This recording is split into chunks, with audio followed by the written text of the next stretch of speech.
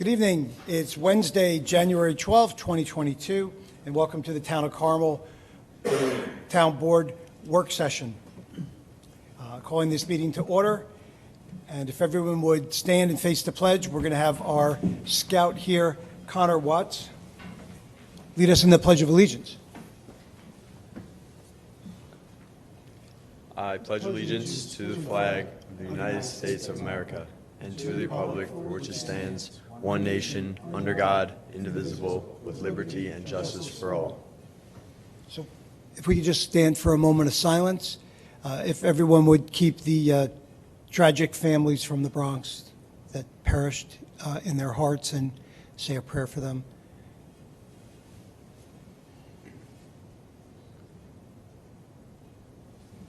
Thank you.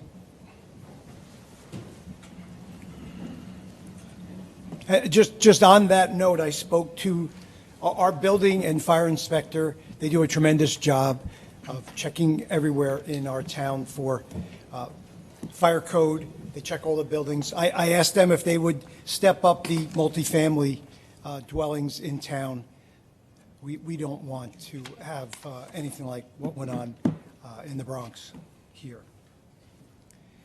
So starting the meeting, we have moved the 3-minute public comment section to the beginning of the meeting. That is for agenda items, residents and business owners. If somebody wants to get up, state your name, your address, and you'll have 3 minutes to speak. Okay. Moving on to, so if it's not a voting meeting, we'll review the minutes. Correct. If everybody's has the minutes from December 15th. But we don't vote on it, though. Next week. You can vote on them next week. Correct. Oh, all right. All right.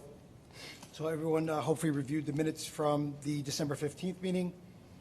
The first item on the agenda is Mike Carnazza, Building and Codes Enforcement. Consider request to authorize a cleanup, 300 Seminary Hill Road, Carmel, New York. I spoke to Mike about this earlier. Thank you, Supervisor Kazari. This is a process where, under Chapter 114 of the Town Code, the town may seek proposals for any cleanup or safety-related repair work to be done on a piece of private property. And thereafter, if the work is done and paid for, an invoice will be sent to the owner. And if it's not paid within 30 days after an affidavit is filed with the town clerk, it can be re-levied on the next year's local state, county, and town tax bill. But Mike Carnazza always comes to the board and asks for their permission to go out and seek proposals, which is what he's doing now. And he's kind of giving you a brief outline of what the issue is with the property and its location.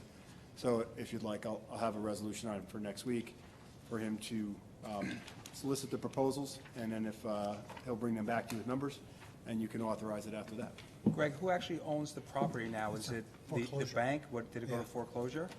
I think it's an active foreclosure, but it hasn't gone to judgment of foreclosure and sale. Okay. So it's still in the individual's name, but the way our code's written, it can be any individual or entity in possession. So it could be an owner, it could be a tenant, it could be a contractor. And in this case, a lot of the times with the zombie homes, you have what you call a mortgagee in possession, where they've actually taken over and they'll winterize the houses and do some maintenance, but they become visual eyesores in certain neighborhoods, and this is apparently one of the cases.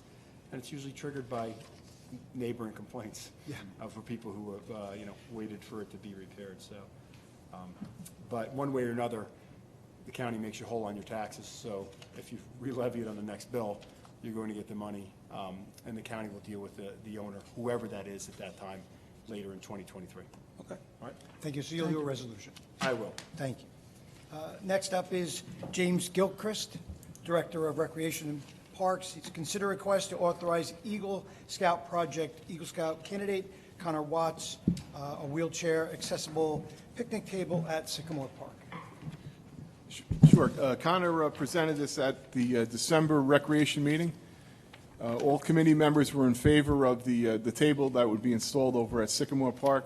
One recommendation, this would be the revised plans that you guys received this evening. The committee recommended that the benches be attached to the picnic table, because if they were detached, they could get scattered throughout the park, and they would not, stay close to the table. So the committee recommended that they be attached to the table, and then with the area where the wheelchair would have access to the table, that would be vacant of any seat. So the wheelchair could go up to that, right up to the table. So Connor's going to go over his project, his fundraising, and all that. Yeah, so it'd just be a picnic table, built out of pressure-treated wood. In the packet, I included the size of the table. It's 6 feet in diameter across from angle to angle. It's a hexagon. Yeah, as you said, the benches would be attached. I plan on fundraising by holding bake sales outside of Stop and Shop as soon as possible. I included rough estimate in the packet. Any other questions? Any questions? No, it looks like, It's like a nice yeah, table. looks nice. And thank you for doing that for people with I disabilities. plan That's on great. building in the end of March. Great. As soon as when it the weather warms up. gets nice. Yeah. Thank you. Are you up against your 18th birthday? Yeah, my birthday's in July, but I leave June 28th because I'm going to the Coast Guard Academy.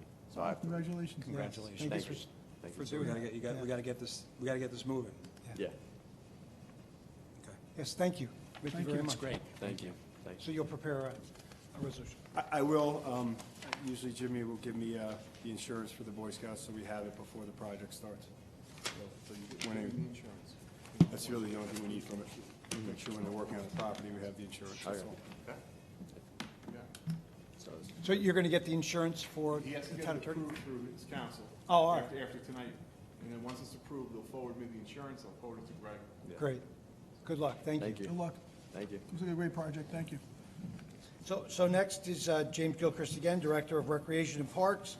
Consider request to authorize renewal of license agreement with ASCAP, American Society for Composers, Authors, and Publishers for the 2022 Sunset Concert Series. Jim? Yep, this will be for all music performance that we have throughout the town of Carmel, including any recordings that we have on our phone systems, anything that we have through the town.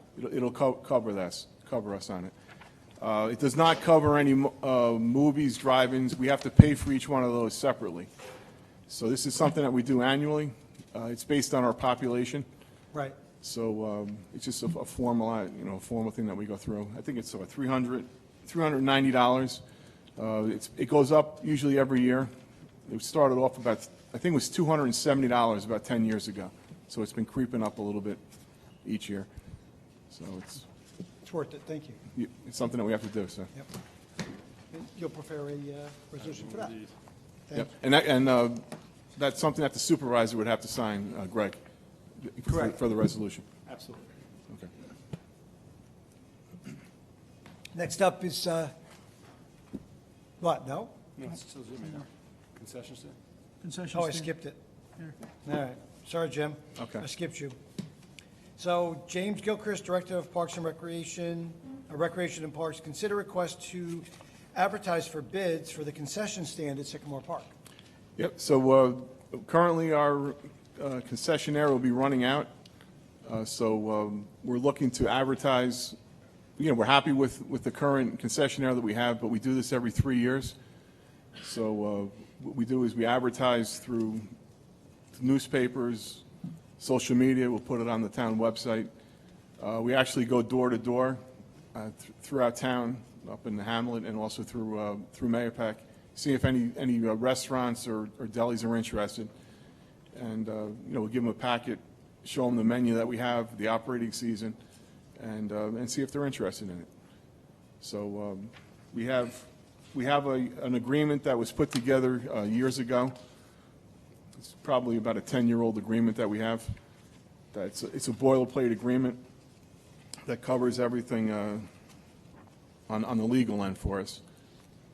And the concessionaire gives us 2 installments for the season.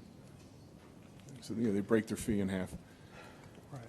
And if you look at what the menu is, it's towards the end of the packet. That's a sample menu that we had, and we always do that from the previous concessionaire to give people an idea on on what they're charging, because some people are going to try to come in and charge, $5, $6 for a hamburger or hot dog, and you can look at what other people have been charging.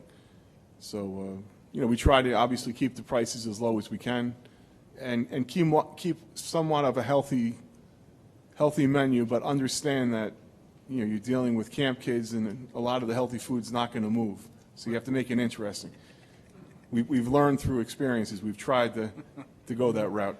We tried the no soda. I tried So, to, yeah, I they- lobbied for the no And soda. did you get a lot of responses? No. I mean, typically, we've had, the years since I've been here, obviously, going back before we had Mr. A's that ran the concession forever. And then we've had Bucci's was out there. They had a contract. Carmel Bagel has had it for a number of years. We had a concessionaire that also worked down at Westchester Airport. I forget who that was.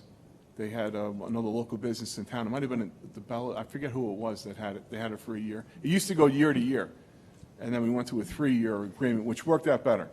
It was a lot easier to operate. Yeah, it's a lot of work for just, Is that what this is, a 3-year contract? This would be a 3-year, yeah. What's the season, the dates from when to when? Starts in March. It would start in March of this year. Yeah, and this also covers, the main part of this agreement is for the day camp season, but it also covers all special events for Sycamore Park, Harvest Fest, any other events that go on. They would have the rights to sell the food there. And also, if we have, they usually have vending machines for soft drinks that they keep out near the main building. So they'd be responsible for stocking those and keeping those running throughout the year. Jim, is this current vendor, are they interested in doing it again? Yes, they are. They want. Yep. They want. Yeah, we've been very happy with them. Yeah. Yeah, the key is you want to have somebody in there that doesn't get violations from the health department, which they've been very good with them, so. We haven't had a lot of complaints from the community. They've been very good with that, so. thank you. Yep. We'll prepare a resolution for that.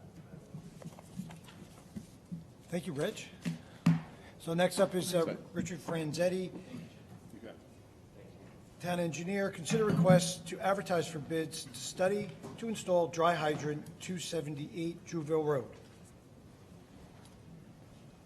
Thank you, good evening. Sorry. So we received a letter from the Chief Mayapack Volunteer Fire Department, Chief Stasiak, requesting the installation of a dry hydrant at 278 Drewville Road. At the direction of the prior supervisor, the department performed a feasibility study for the project, identified that there was financing needed, and we discussed it with the controller. There is no line item in the adopted Mayapack Volunteer Fire Department district for dry hydrants. There is a fund balance district, a fund balance in the district, and so we think that the number is going to come in at around $45,000 to $50,000 for this dry hydrant to be installed, based on prior numbers that we had received in '08. An easement will be required from the property owner, require a partial property survey and easement description. There's a cost expected with that, $5,000 to $7,000. Permits would be required from the county highway, New York State DEC, Army Corps of Engineers. We could perform a pond depth. This department, engineering department, could do that. We would need authorization to put this out to bid and have plans and specifications developed by the engineering department. We estimate at about $57,000 to do this, including the survey work. And there's about $59,000 in the Carmel Fire Protection District 2.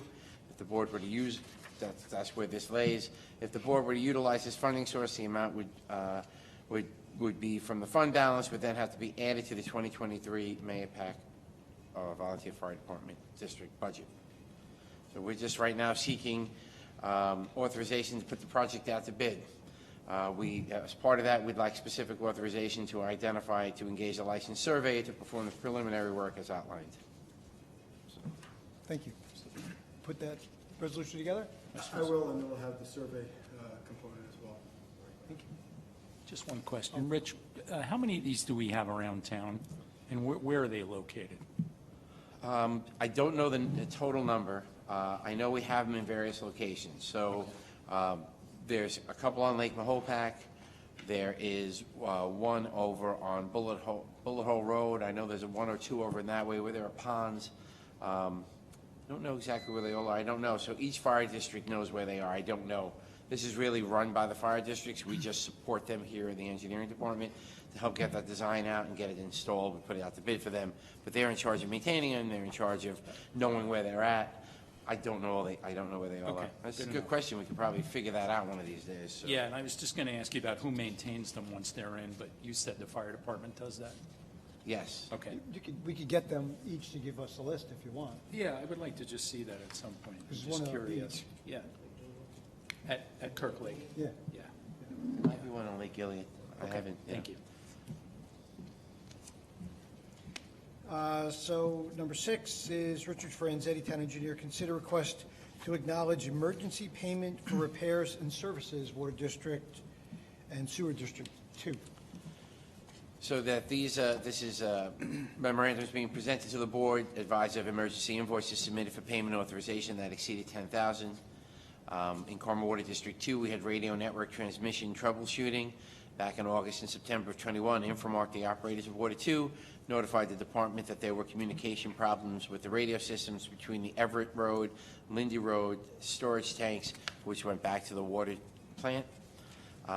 These particular radio transmissions control the pumps, which fill the tanks. The storage tanks at that time were being manually operated, so the work had included site visits by the Engineered Solutions and the replacement of the PLCs, which are programmable logic controllers at these facilities.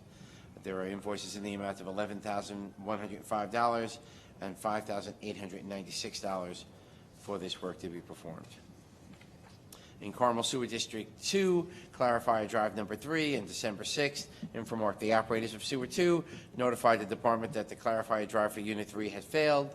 The emergency purchase order was issued to GMH for the amount of $10,000 to initiate the repairs. The repair was needed due to potential hydraulic overloads within the plant and violations of a speedies permit. There's an invoice in the amount of $12,844.39 for GMH to make this repair. Questions?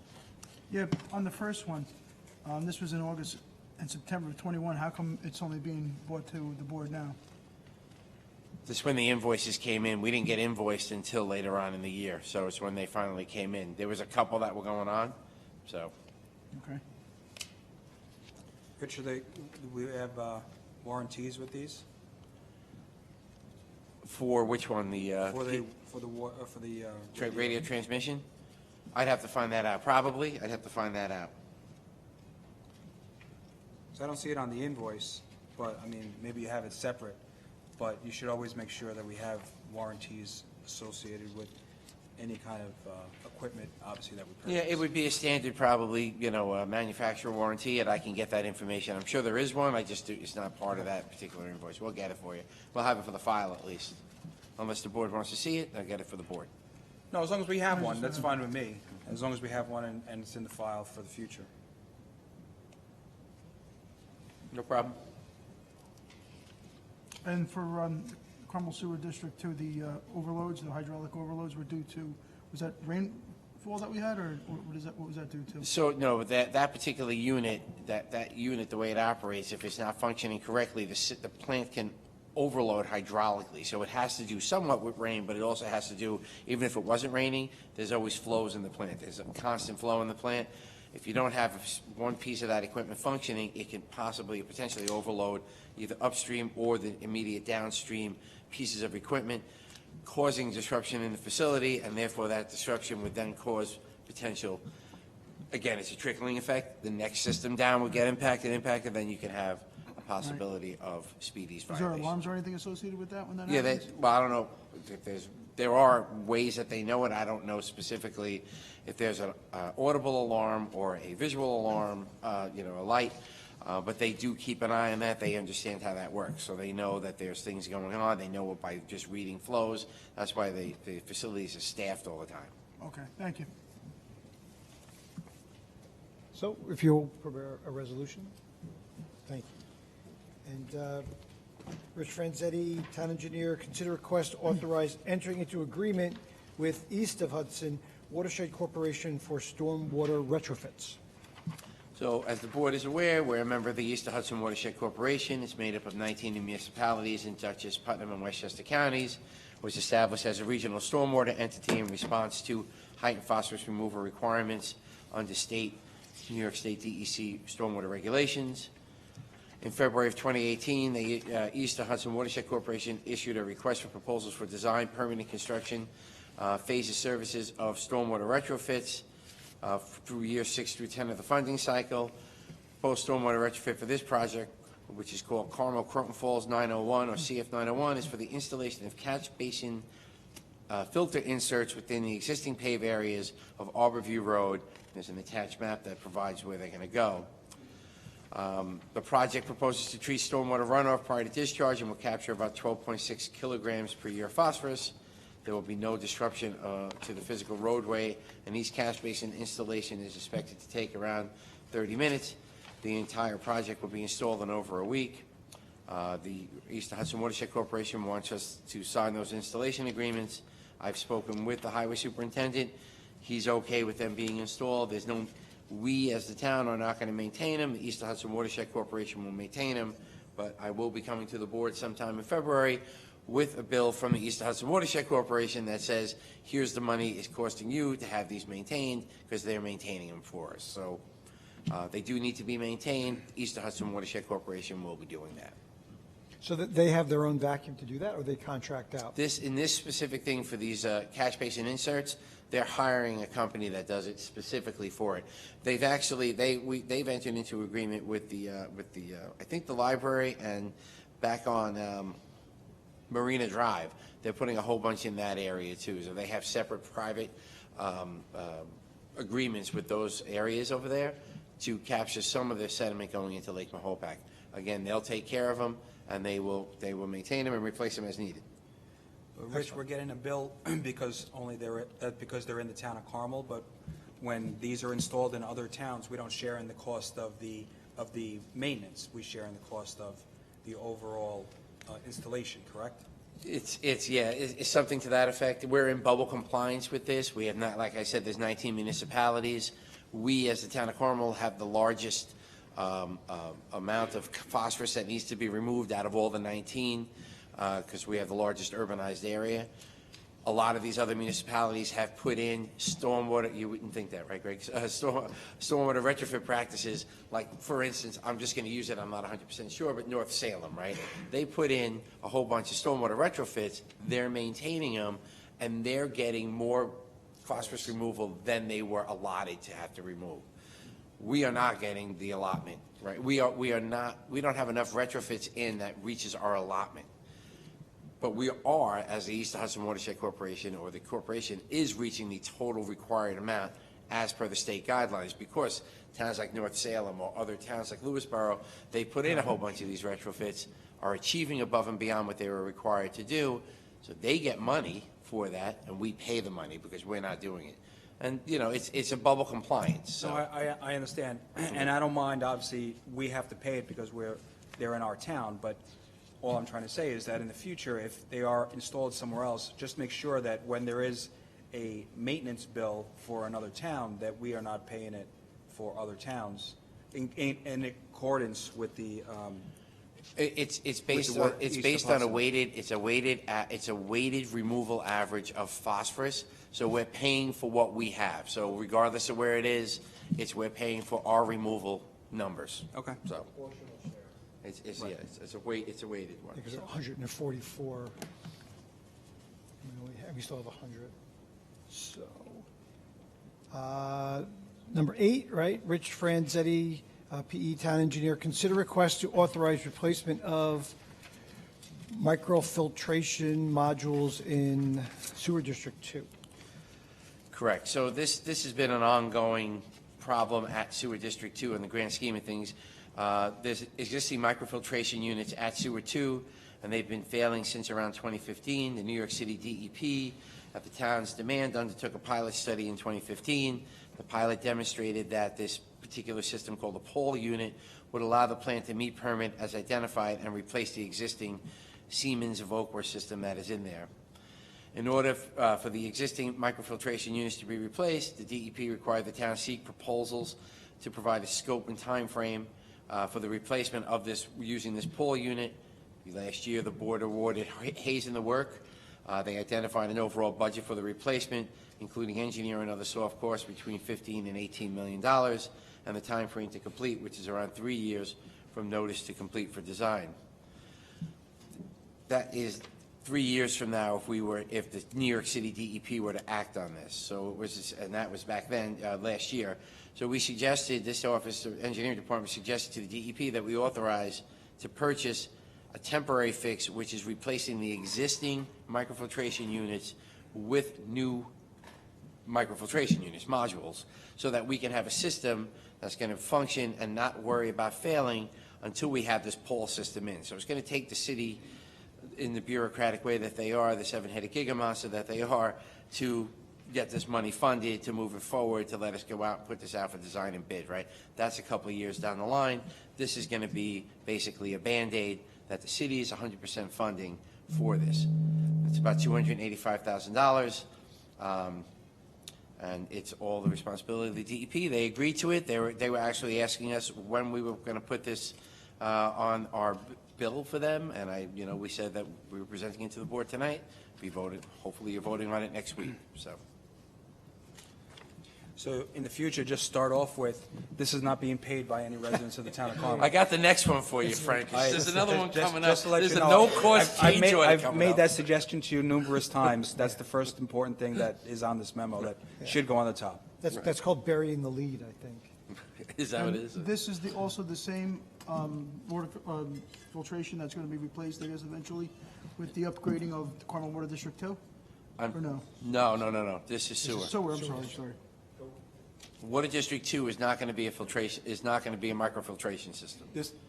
The way this worked is that the plant has been there since 1966.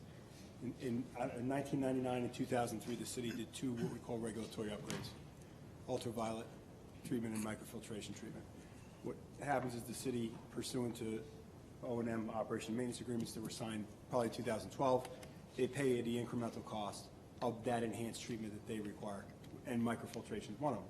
So that's why when the units failed, they're going to pay that. If it was a baseline cost, it was something in the primary treatment, something like that, it would be a district taxpayer thing. But because it's these particular microfiltration membrane units that have been malfunctioning and causing your O&M to go up with overtime, they had to babysit them during the cold weather, and they just haven't functioned correctly. That's why the city's eating it. Doesn't mean that they pay all the cost of operation and maintenance of the plant. They only pay the incremental costs pursuant to those agreements, and this is part of it. And when they replace it with the actual pole units that were specified, they'll eat that also.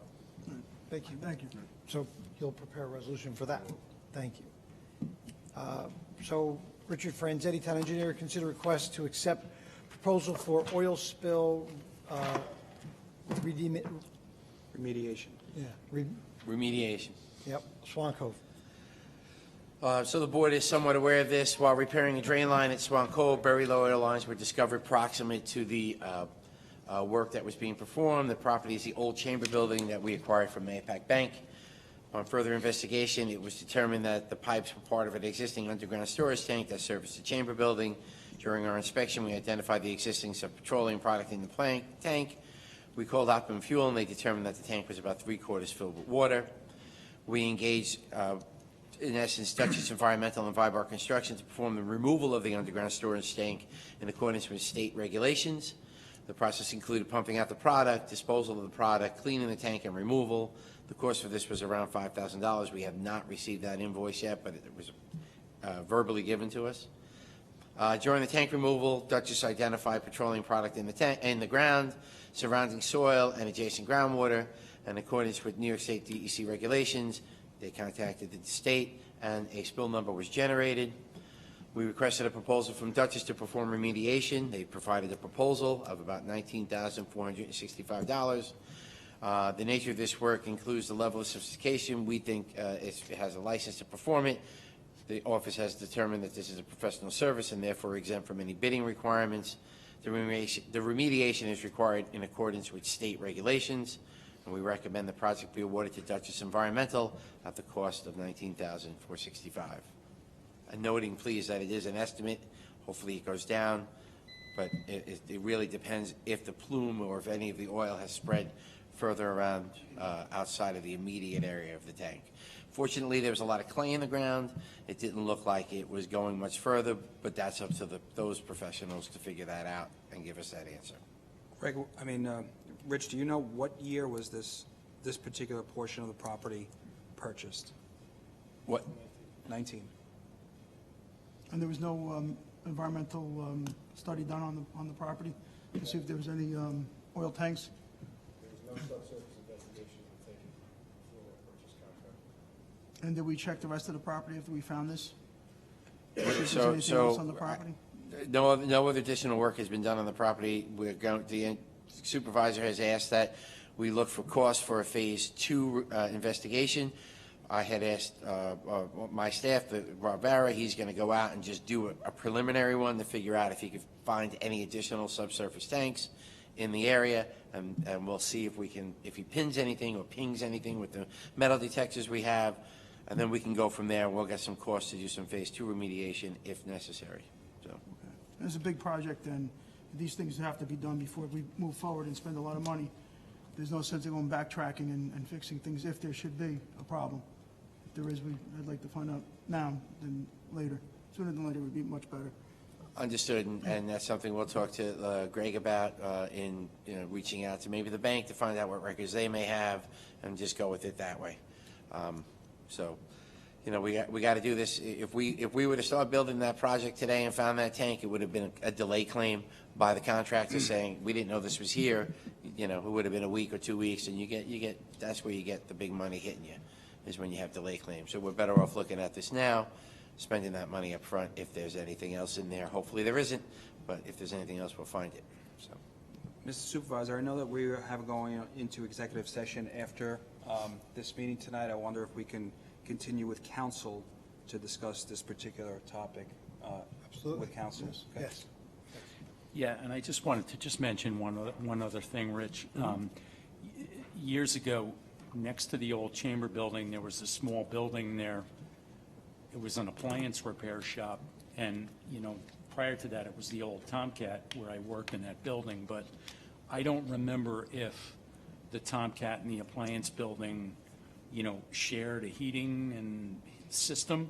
So, I just wanted to put it out there. We should just double check, make sure that that little building didn't have its own, oil tank also. okay. I'm sure you guys are already going to do that. I just wanted to mention that. It was Will a do. small building. Right. Okay. Yeah, don't definitely. Thank you remember. for that piece of information. That'll help. Susie would remember that. I remember that. Oh, you do? Okay, good. Good. So as far as the resolutions go, do we need a separate one for the 5,000 or thereabouts for the removal, and then another one, or it's just one resolution? I was only going to do the one. I can do whatever you'd like. For this particular initiative here for the cleanup, I was doing one because the first one was probably done on an emergency basis, and it's within the authority to not need a resolution. Under our procurement policy, it was 5,000. No, just do one. Thank you for clearing that up. So 10 is Richard Franzetti, PE Town Engineer. Consider request to authorize change order number 1 to contract C275 for Carmel Sewer District number 2 bar screen and grid classifier. No cost to town. So, yeah, I'll leave with that now. There is no cost. This is a no-cost change order for this specific project. We put this out to bid last year. This specific project, the influent bar screen, influent grid classifier, was awarded to Whitcon. They indicated that the time frame and timelines for the design, fabrication, and installation of the equipment cannot be completed in the 10 weeks that was originally outlined in the contract. They discussed this with 2 manufacturers providing the equipment, provided an updated timeline for the scope and project based on current conditions. The delay was not caused by the contractor. So we've asked that, we recommend the board authorize this no-cost change order. The proposed contract completion date will be on or before July 18th, 2022. Just so you know, there was another piece to this contract 275. It was awarded to TAMS. It is another clarifier drive. They will also be asking for a no-cost change order. They're just waiting to hear back from the manufacturers regarding the time frame for them to get the equipment. So I will come back for the second phase of this, but again, no-cost change order. So you like that? Well, Rich, and I wasn't trying to be funny earlier when I mentioned that to you, and I had mentioned to you in the past, because when somebody from the public is reading this entire, a memo from your department, you know, we're spending 300, 500, and then all of a sudden, you know, they start reading it, they're all upset about, you know, the cost, and then all of a sudden, buried in the bottom is, oh, by the way, it's no cost.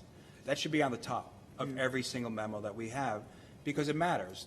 Somebody might not be, you know, paying attention to the whole thing. They just, all of a sudden with the other one, they saw $285,000 and they're like, you know, what the heck's going on? And then all of a sudden, you know, buried in it is, oh, by the way, it doesn't cost us anything. That should be up front. That should be up, it should be up front on every I'll try to memo. rework the memos to have that up there. It's not really buried in there. It's just Well, part of the whole, but it's but part of the whole way but it flows, but I'll try to No, but rewrite it what I'm and make saying it is better. it has a different feeling to it when somebody's reading it as, you know, especially somebody from the public, when they're reading it and then all of a sudden on the bottom it says, oh, by the way, it doesn't cost us anything, as opposed to them seeing on the top, all right, it's not costing anybody, it's not costing the town or the taxpayers anything, or the members of that water district or sewer district. I think it's just important to note it that way.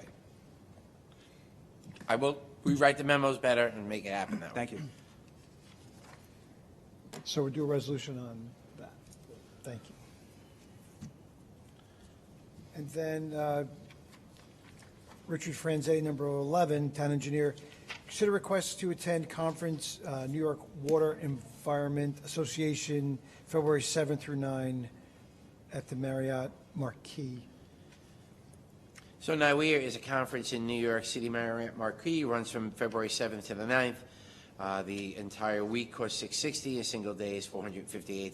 There's a attached program cover. A single-day conference should suffice for me to be there. If I would be able to go, it's really only a half a day that day. I actually would be part of that by making a presentation as part of the septic effluent phosphorus loading to the New York City water supply, which you will be getting a presentation next week from the consultants, so you'll have a preview from Hazen and Arcadis, along with myself, on what's going to be presented at NIWEA. There are sufficient funds in the engineering budget for me to be able to go there. I just go down for the day, that Monday, February 7th, and we'll be back here in the office on Tuesday. Rich, is there any virtual conferences that they're? They do actually offering virtual ones. That would be, I don't know if they're offering it on Monday. They're definitely offering it on Tuesday. So, Tuesday and Wednesday. So, All right, just check if this one here, this particular conference that you want to attend is being done virtual or not. Well, he's presenting. but I'm actually Oh, presenting. Can you, well, but you can present virtually as well. Because I know that, you know, some things have been changing around with conferences and whatnot going on in and around the city, so. Right, if this conference even goes on, I won't purchase my or apply to go in there until a couple of days before. Right. Till I know full well. If it's gonna Okay. be virtual, obviously I won't be going down to the Correct. city. Yeah. So I'll stay here in the office, or I'll do it from home, or whatever. Okay. So- It's my But I just understanding- need the authorization to have that time to be able to not be here, so my timesheet will say at conference, not at office. So that's, either way, if it's virtual or if I go there, when we do the timesheet, I would be attending conference. So that's, I need that permission to be able to do it, plus the, authority to spend money, whether it's for the actual being there, or virtual might be a little cheaper. I didn't, should be a little The cheaper. Association of Towns, I Virtually believe should be they're very cheap. virtual. Yeah, Yeah, they still charge, these guys don't hold back. They still charge you some money, sir. So, Okay. I'm done. So Thank you. resolution for that, please. Thank you. Thank you, Rich. Thank you, Thanks, everyone. Rich. Good night. So, number 12, Police Chief Anthony Hoffman, consider request to authorize tuition reimbursement per the PBA collective bargaining agreement for P.O. Creco. Good evening, everyone. Chief. Yes, before you, I have a request for tuition reimbursement for Officer Sandy Greco. This is covered under our current PBA contract, where our officers are able to be reimbursed at 50% of the total of their tuition, fees, required books, and of that, the total amount that P.O. Greco is submitting is $2,697.23. of which $1,348.62 is reimbursable. Officer Kreco is pretty well along in his sociology degree at SUNY Empire State College, and this isn't the first request he's put in. He's put in, pretty much puts one in every semester. So there's really nothing that deviated from his previous request, and therefore I recommend that we reimburse him as requested. And they have to maintain above a C. He's I got believe it's A's. C, yeah. He's got A's, so. Yeah, he's doing fine. Yeah. Looks like he's close to completion. Yes, yeah, he's, I believe it's 111 credits. He's in the neighborhood of 125, I believe, for a bachelor's degree. So he's getting close. Good. I've known Good job. Officer Kreco since he was in like first or second grade, so I'm very happy to see this, and I'm also very happy that you create an environment to encourage your officers to advance their education. I think it's fantastic. Absolutely. Very vital. Resolution? Thank you. So 14 is Chief Hoffman, consider requests to advertise for bids for cleaning of police uniforms. Yes, this one is just a routine bid request for our dry cleaning services, another aspect that's covered in the PBA contract to clean and maintain our uniforms.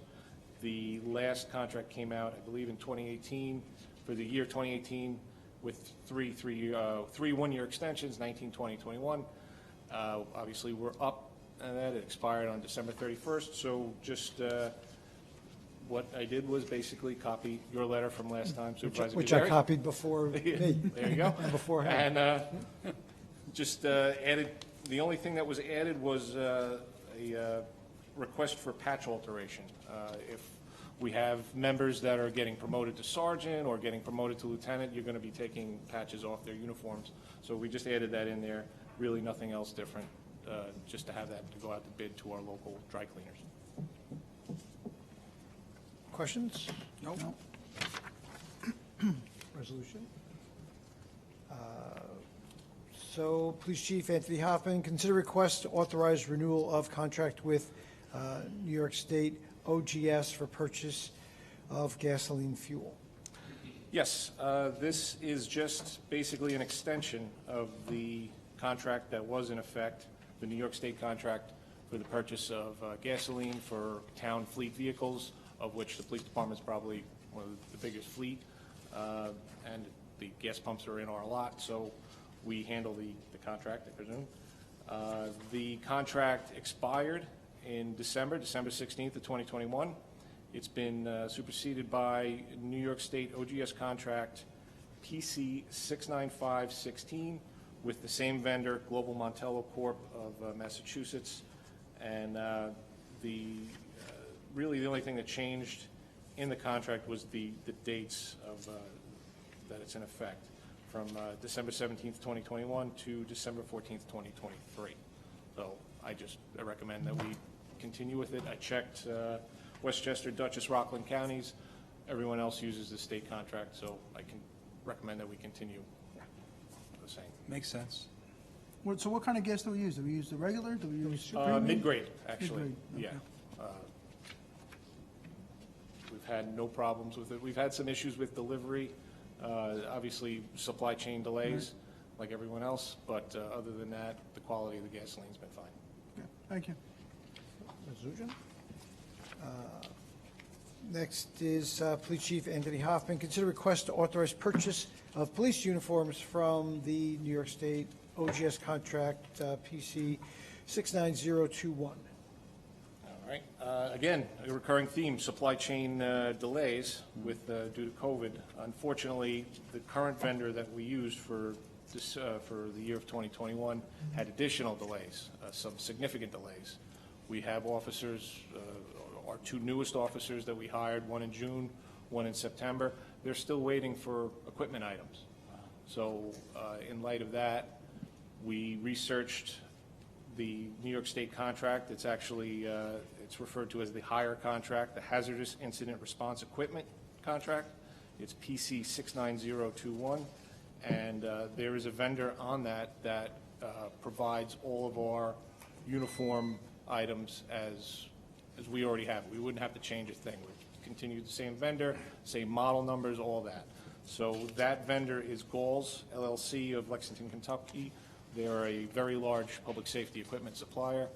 They're used by a lot of local jurisdictions. My former agency down in Mamaroneck, they started using them back in 2020. They're happy with their service. So as a result, unfortunately, the vendor that we were using for 2021 is local, but as a police department, we still need to outfit our officers. We need to provide for them. So I recommend that we go with the state contract. Chief, did you speak to them and see how, with the new goals, to see how quickly they can get the uniforms to you once ordered? How Galls can get the Yeah. uniforms? Yeah, it's actually spelled out in the state contract. It's in the backup documentation that, well, it should be in there. I believe it's 30 30 to 90 days, yeah. Their turnaround is very, very good. They are probably one of the largest suppliers in the country of public safety uniforms, so their stock is, Yeah, I was going to suggest only because if you're saying that officers that we hired in July and October are still waiting, Mr. Supervisor, we may be able to, if it's okay with you, just vote on this resolution. This way we don't have to wait another week. Right. Greg, if well, that's okay.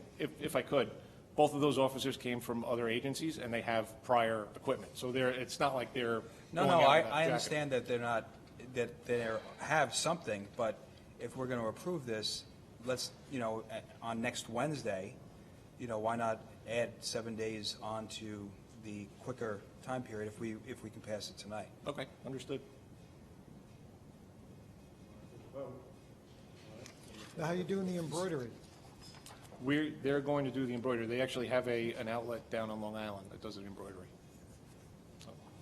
So I guess the uniforms are El Becco? Yes. They sell, yeah, Yep. they're good. Because that seemed to be what the delay was, besides the uniform, was getting the embroidery done, too. Yeah, So if- do we if- all want to so- vote on that? Yeah, if I can, I'll make that motion. Yes, so we're going to make Supervisor? it, yes. Okay, so I move that the town board approves the contract, New York State Office of General Service Contract PC 69021 for our police officer uniforms, and form is attached here to the memorandum provided to us by Police Chief Tony Hoffman. I'll second. All right, so you need to roll call vote it. So Councilman Baranowski, Yes. Councilman Lombardi. Aye. Councilman Shannon. Yes. Supervisor Kazari. Yes. So that carried. All right, thank you, that was good. Thank you. So carried. So your last item, your last item before executive is Police Chief Anthony Hoffman, consider request to accept proposal for 2021 patrol vehicle upfitting. Yes, once again, recurring theme, supply chain delays. Our vehicle order for 2021, we haven't even received in full. We're still waiting for one of the 3 vehicles. The 2 Ford vehicles that we ordered back in late March, early April, came in November. After that, we were researching different upfitting companies to install emergency lighting, sirens, whatever we needed. And we started to encounter with these vendors additional lead times. They were telling us that the manufacturers of this equipment were waiting up to an additional 12 weeks for them just to get the equipment in.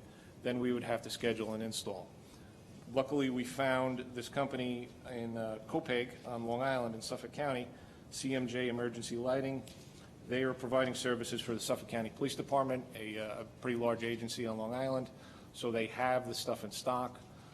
They also provided, as I stated in my memo, they provide services, upfitting services for emergency vehicles for very small municipalities. So their flexibility seems pretty good. We've reached out to some of these agencies. They speak highly of this company. I spoke to the owner.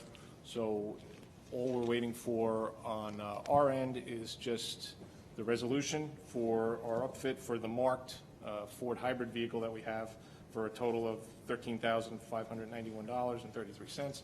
And we can schedule an appointment with him so they can upfit our car, and we can get the first Ford hybrid police vehicle in Putnam County on the road. Chief, this 13,000 is part, the cost of it is part of, that had been budgeted previously with the Yes, first yeah, vehicle. it was all budgeted in the equipment budget, and additionally, if we needed, because I know there was some alterations because we went with the hybrids, they were a little bit more expensive, we discussed this last year.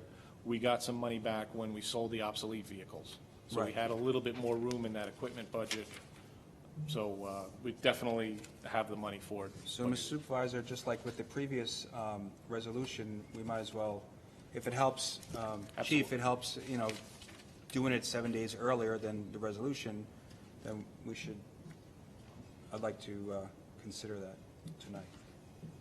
Was everyone else in favor of that? Sure. Okay. Yep. So you're All offering that resolution? So, yeah, so I'm offering that the town board approve the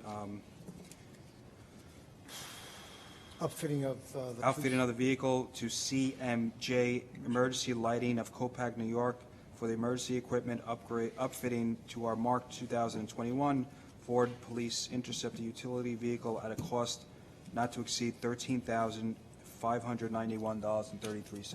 I'll second. All right, seconded by Councilman Shannon. All right, roll call, Councilman Baranowski. Yes. Councilman Shannon. Yes. Councilman Barney. Aye. All right, Supervisor Kazari. I'm Yes. out of order there, sorry. So, Motion carried. motion carried. All right, so hopefully you can make two more calls tomorrow for the uniform and for this, and Get the ball rolling. get it rolling a little sooner. Absolutely, we'll get rolling on it. Okay, thanks, Chief. Thank you, Chief. Thank you, gentlemen.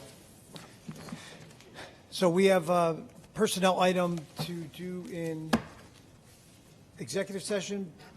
We are going to come back out into public to close the meeting, but I don't know that anyone's going to see that because it's just going to be a come out and close the meeting. So let's do our comments now before we make a motion to go to executive.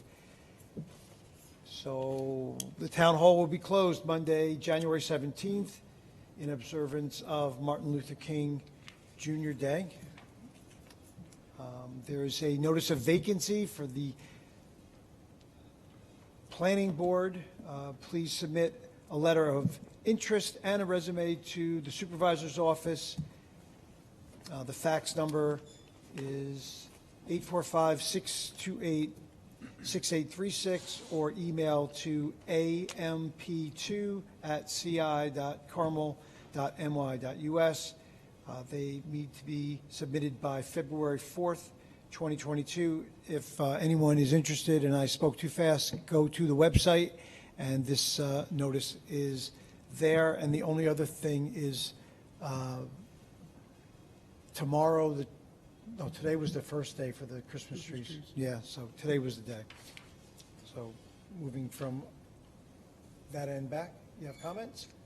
Oh, No comments. All right, so can I get a motion to go to? so moved. All in favor? Aye. All right. Good Thank night, you. everyone. We'll see you in a little bit. Maybe.